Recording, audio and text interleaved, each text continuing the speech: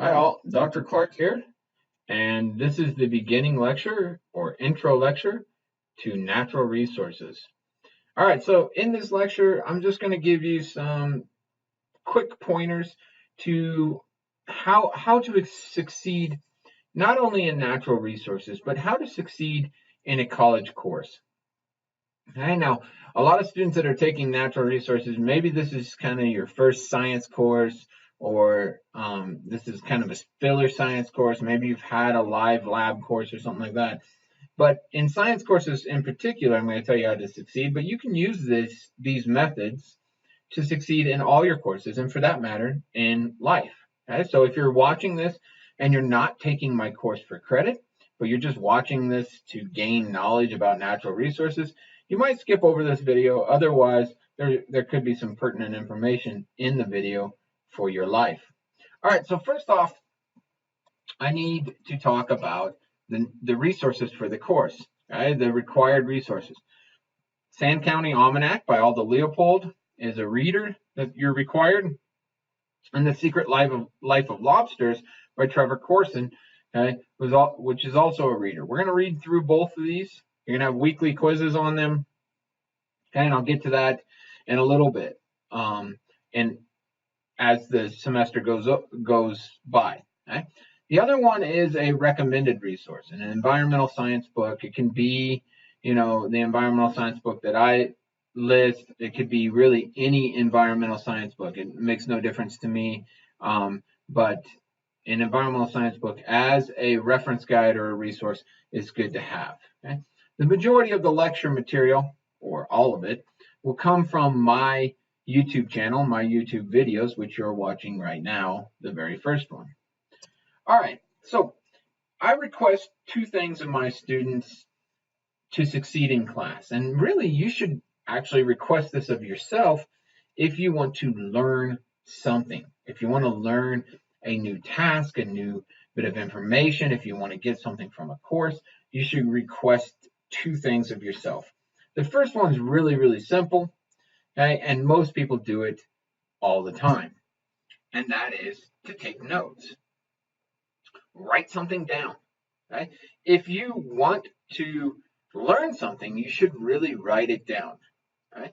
Or at least have the capability of going back to it. So it's not always writing it down. Sometimes maybe you want to learn a new skill, so maybe you'll just record it, video record it, or record it with like a recording device, someone talking about this skill or talking about this subject material, whatever it might be. You have the ability to go back and review that, and that's key. Okay? And that's really the purpose of taking notes, is having the ability to go back and review it. Okay? So take notes. Take notes on lecture material, readings, videos, lab demonstrations, whatever it might be.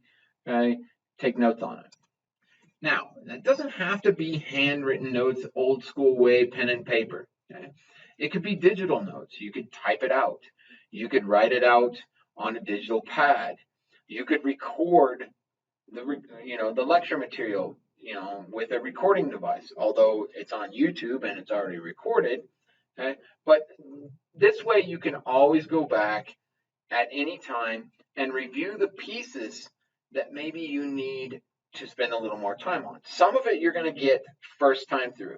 Some of it you're going to be like, oh, I already know that information. You can just keep sailing. Okay, you've already learned that information. Other pieces, though, those are where the notes is going to play an important role. Now, for some of you, if this is new to you, this course is new to you, the information is new to you, maybe 90, 95, 99% of the material is brand new to you, then you're going to have probably a lot more lecture notes or a lot more notes in general. Maybe someone who's much more familiar with the topic, maybe they only have 50% lecture material or notes. Okay? So how to take notes, or how much notes you should take, or what you should write down, is really up to the individual. I always suggest write down material you don't know the answer to, or that's new to you, or that you don't know. That's the information that you should write down. The rest of it, if you already know it, then don't write it down. Don't waste your time. Okay? So get in the habit of taking notes. The second piece, probably more important than taking notes, although it plays a perfect role with taking notes, is participation. Participation is key to learning anything. Participate in it. Okay? And so whether that be a lecture, a lab, a course, okay, whether that be, asking questions or these kind of things, that's participation. But just because you're asking questions doesn't mean that you're participating more than someone else. Maybe in lecture I say, hey, this is a good video, or this is a good book, or I say, this is a good video, or this is a good book, or this is a good article. And for some people, they say, okay, well, whatever. He's not going to test us on it, so I don't need to know it. For others, they're like, oh, I'm interested in this subject. I'm going to read it, or I'm going to do a video, or watch that video, or whatever it might be. Okay, that's participation. Okay? Now, I believe that this is exactly true. Participation equals value.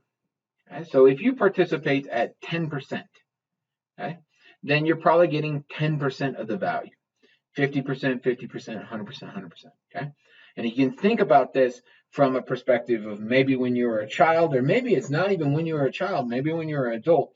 Maybe you did an activity in which you didn't get to participate at 100%. So maybe when you were a kid, you were on a sporting team.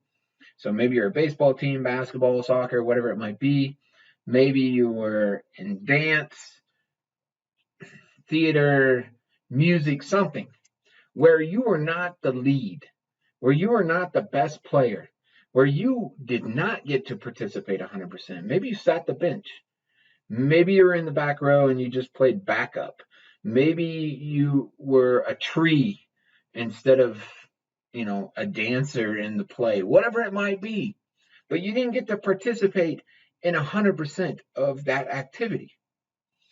Well, if you got to participate really less than 50%, I'll bet you look at that event or that topic or whatever it might be, and I bet you look back at it and you say, you know what?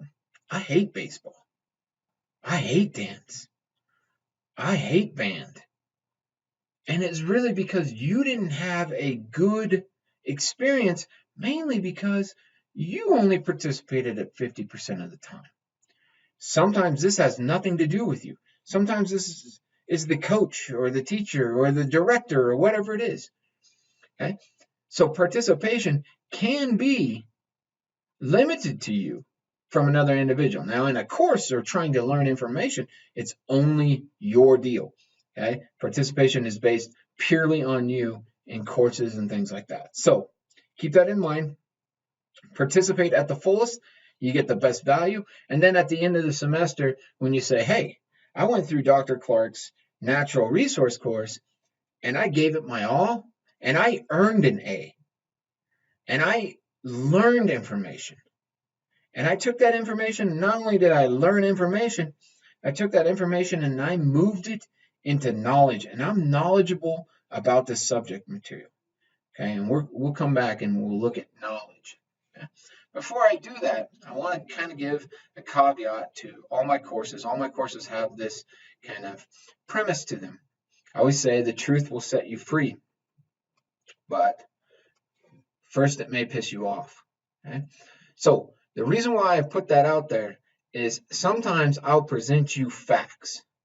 And sometimes those facts will go against your beliefs or against what you've been taught before. It might go against your religious belief, your political belief, your grandparent belief. It might go against what you've been taught before, even in other courses. Okay? Now, because this is a science course, I would suggest to you and to all students and everyone watching these videos, if you find information, scientific information, that it differs from what I'm presenting to you, okay, significantly differs, and it's from a scientist, okay, then present your argument against my argument. Okay? I'm going to present you the material that is supported with the most scientific evidence. Now, in some cases, that might mean that there's another side to the coin, another side to the argument that might have some science to it. Okay? You can present that in an argument to me of why you're not going to accept the scientific explanation that I give you. That's perfectly fine. But if your reasoning for not accepting the scientific explanation is, well, my grandma taught me something different, or my high school teacher taught me something different. No, that's not acceptable. Okay? That's not an acceptable opinion. Opinions in science classes are based on facts. It's based on scientific evidence. I'm going to present you my opinion, which is based on scientific evidence, and it'll be the opinion that's based on the most scientific evidence. Okay? All right, so just keep that in mind. Truth will set you free, but first it may piss you off. All right, so along those lines, average American is 15 pounds overweight. Okay, national average, 15 pounds overweight. Okay, that's what the average American is. We're going to use that data to show you kind of an example of how you can succeed in life.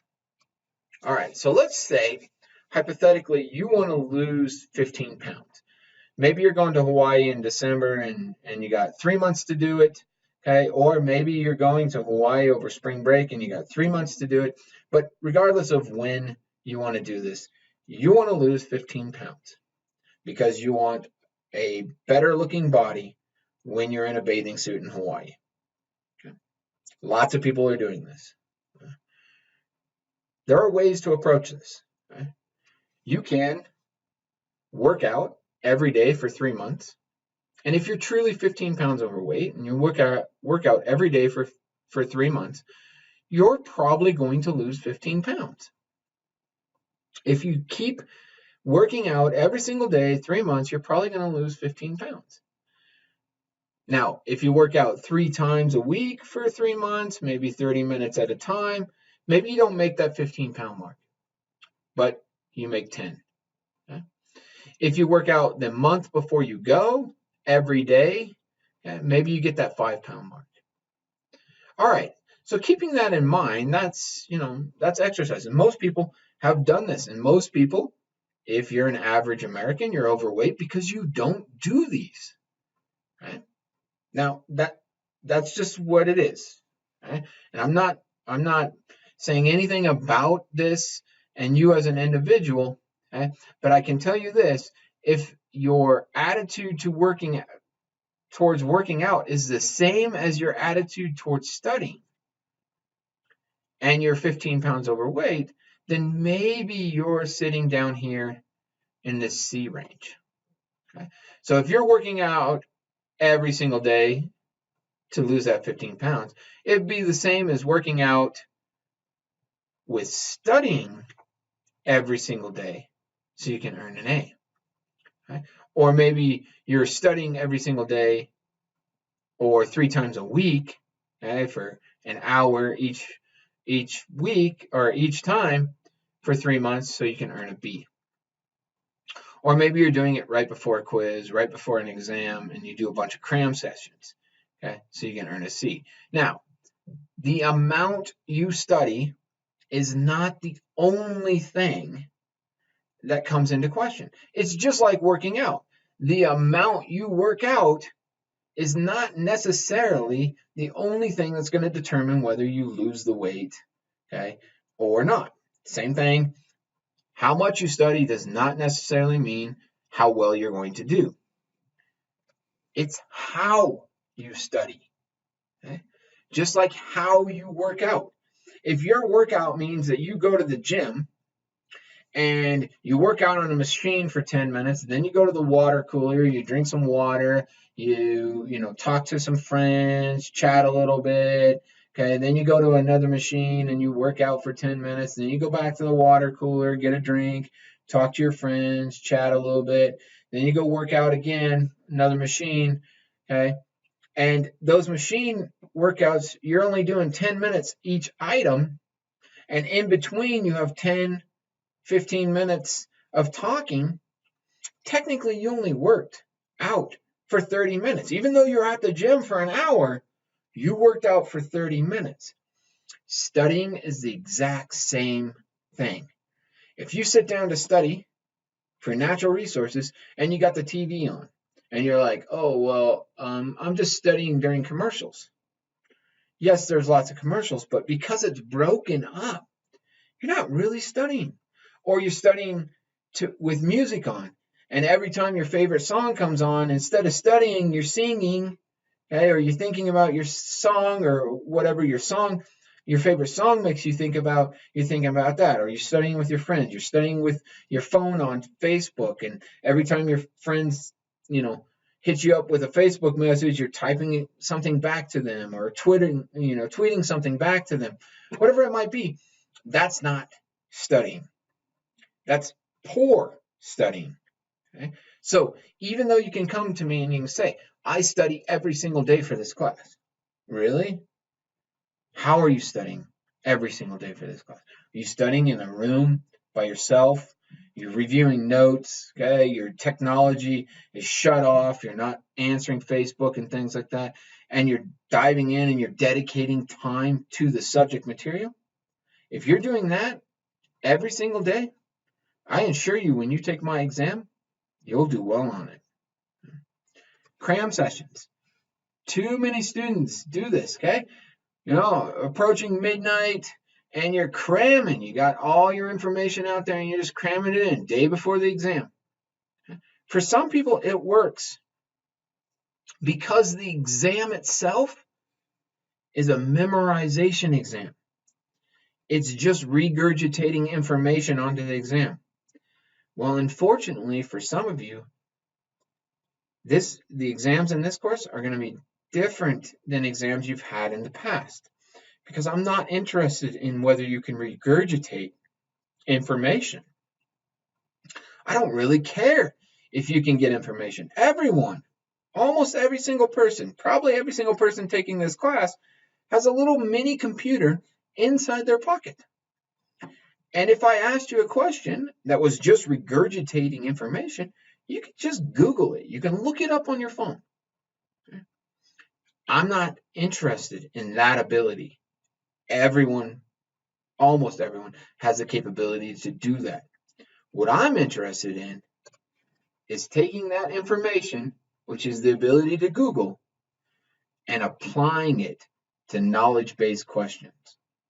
Okay? So it's not enough to memorize information. You now need to use that information and apply it to some novel question. Maybe a question you've never seen before. Maybe a topic you've never seen before, but the information fits that topic. Okay? Those are knowledge-based questions.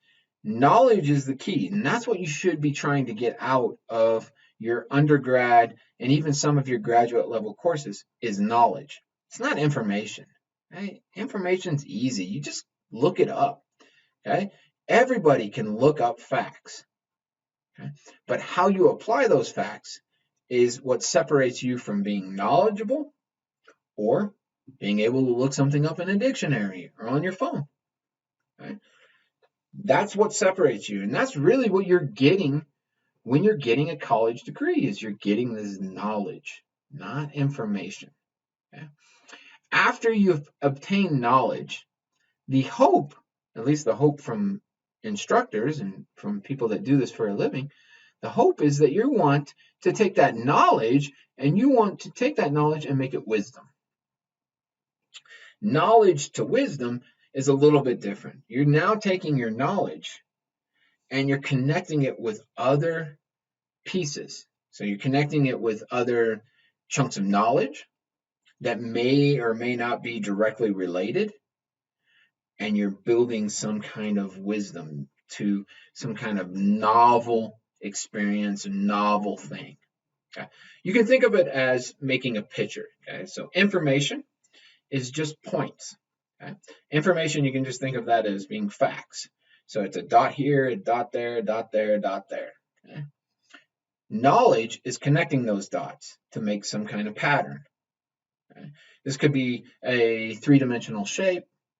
Okay? It could be a two-dimensional shape, but knowledge is connection of dots, linking them together, linking little facts together to apply something to some kind of novel experience. Okay?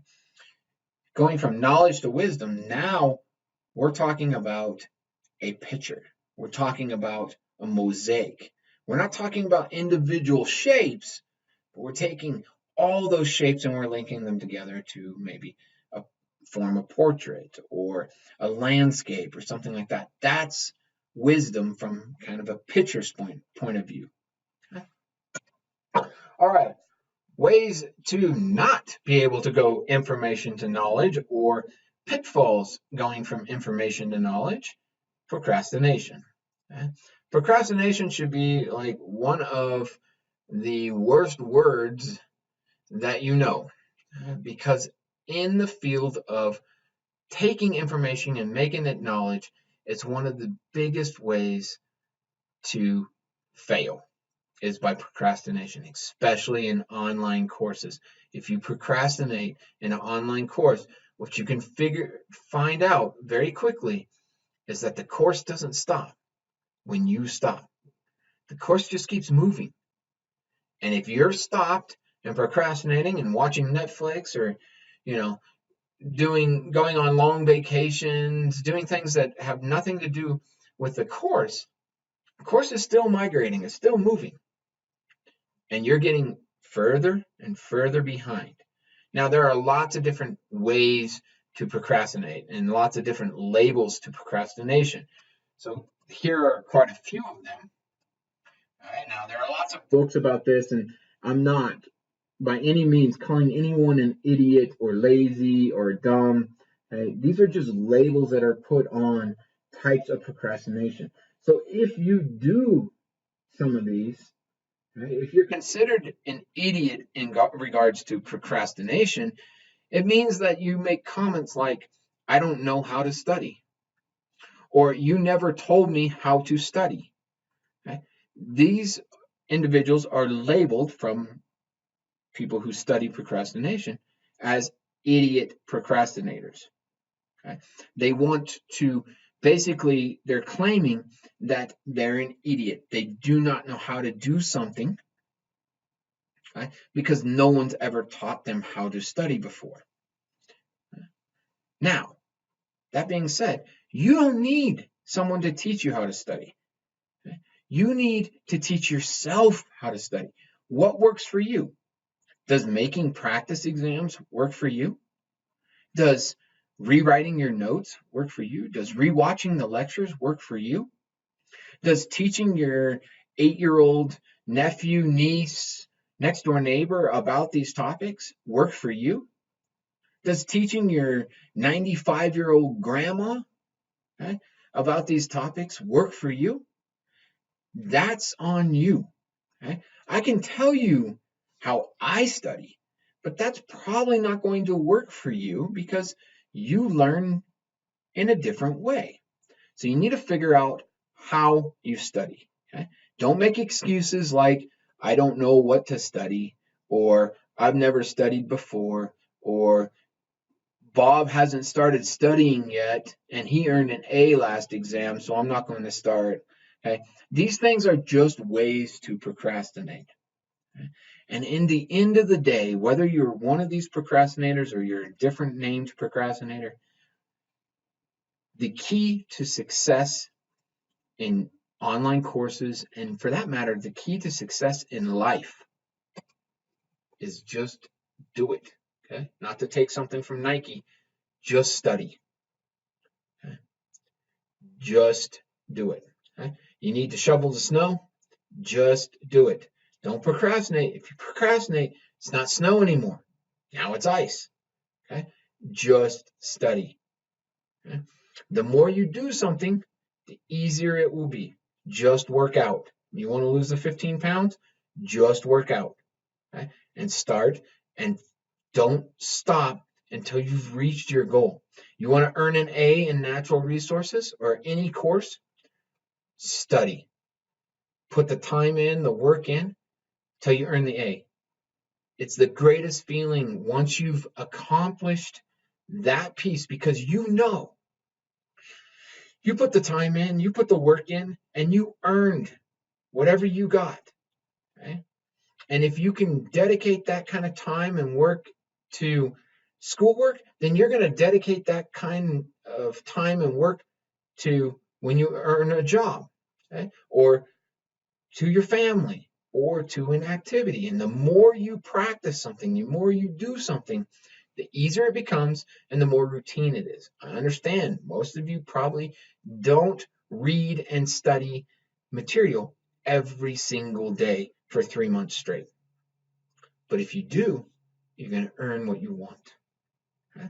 Now, there are ways to succeed in this class. Okay? And for that matter, ways to succeed in life in general. Okay? 3 ways that I say, put forth the effort and you'll succeed if you follow these 3 ways. First of all, watch the lecture, read the books. Okay? This goes for anything. Get the information. You want to learn how to do something, you first have to get information. Okay? Get the information. Here's a good example of last semester. So this is my YouTube channel. Okay, this is the analytics for it. If you look, this video was published on September 21st for a class. Okay? The video is called Population Ecology. The class had 24 students in it. Look at that. Okay? I pulled it on January 7th, and it had 14 views. Okay? So right away, I know 10 students didn't even watch the video. So how did those 10 students get information on population ecology? I suppose they could have read it in a book. Okay? Maybe. Okay? They could have looked it up on the internet. It's possible. But they definitely didn't watch it in the video. Okay? The other thing that also shows me that people were not dedicating 100% participation is, look, the video itself is 45 minutes long. Okay? But the watch time for the 14 views is 5.3 hours. Okay? That doesn't add up. Okay? It should be closer to, close to 10 hours. So it's about half the time, which means that either 14 people didn't actually watch it, and really only 7 people watched it, and a couple of them watched it twice, or it means that some of these 14 individuals didn't watch the whole thing. Okay? So, that being said, they're not actually getting the information. Don't be one of the individuals that doesn't get the information. You have to get it somehow. And in this case, lectures is how you get the information. So let's look at the second piece. Take notes. Take more notes. Review those notes. Study those notes. Okay? Now, notes can mean something different to individual people. Maybe you never actually have to write anything down. Maybe you're one of the individuals that you don't have to write things down. Maybe you just have to watch it multiple times, review it, and you can memorize it. You can learn that information. Okay, so get the information, learn the information, and then the final piece, this is taking and going from information to knowledge. The final piece is to practice, is to apply the information. Practice it. Make practice exams, study with classmates, do quizzes, do practice exams, teach someone else, ask questions. The more you apply the information that you have learned, the easier it will be for you to take information and make it knowledge. Okay? And then you will succeed in the course. Whether this be a course on natural resources, or a course in English, or a course in really anything. Let's say you want to learn how to weld. Right? Get the information, find out how to weld. Maybe you want to do TIG welding, MIG welding, stick welding, whatever it might be. Okay? Learn how, okay, by getting the information first, going through the information and learning the information, and then practicing that information that you learned. By that time, you've took knowledge, or took information and made it knowledge, and now you're skilled enough that you don't need to look back at that information. Maybe some little minor things you have to, but you've already learned the information and applied the information. Now you have the skill. Every single task, single thing you can apply these 3 steps to in life. Okay? You want to learn how to drive a car? Well, get the information. Learn how to start, put it in, drive, reverse, whatever it might be. Okay? Learn the information by reading about it, taking, a driver's ed course, whatever it might be. Okay? Learn the information. Then how do you get good at it? You apply it. You practice. Okay? Everything's the same. Okay? Ride a bike, play an instrument, whatever it might be. Okay? Same 3 steps. So approach your education in the same way.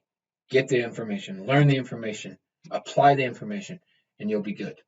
Okay? And you'll get a lot more out of your courses versus stopping at number 2. That's what a lot of students do. They get the information, they learn the information, they stop here. They never really apply the information. They never go from information to knowledge. They stay in the information, okay? Because they just memorize individual facts. And then they're like, hey, I guess when the exam comes, I'll know which answer to choose, A, B, C, or D. And it's just memorization of facts. There's no applying of information. Okay? All right. So with that, I hope you guys have a really good semester. Enjoy the lectures. If you have comments about the lectures, please comment on the lectures if you have them. Send me an email. Okay, give me a text message if you have my contacts for the course. Okay, and if you want to see something else in the videos, like maybe I don't address a topic that you're interested in, shoot me a line. Okay, I'd be glad. I love sharing information, and that's the reason why these are up there for the whole world to see. Is I like to share information, and if you get something out of that, out of the information that I provide, then great. Then I've done my job. Okay, so until next time, enjoy.